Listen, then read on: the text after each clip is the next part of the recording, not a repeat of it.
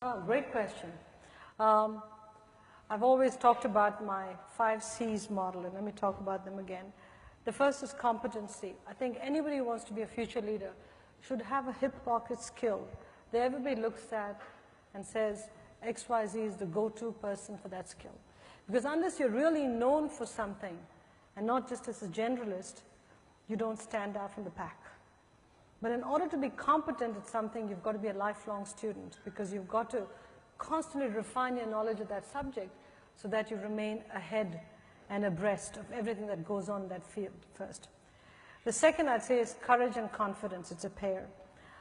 You can be very, very competent, but if you're not willing to speak out, if you're not willing to have the confidence based on your knowledge, what's the point, right? You just roll over. So courage and confidence are very important.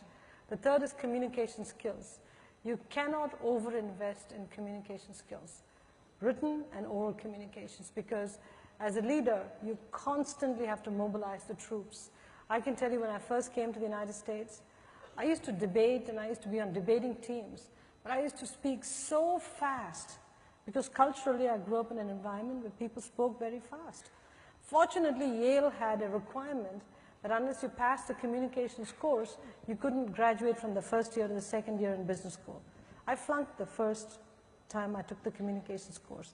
So over summer, I took it again, which was the best thing that happened because I learned to sync my brain with my output from my mouth, and so I started to slow down what I was saying. Huge difference.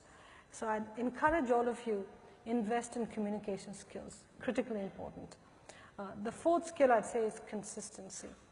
It's important that leaders are consistent. You can change your mind, but change your mind against a consistent framework, because if you're not consistent, people are always second guessing what you're doing. So be consistent. And the last skill is your compass.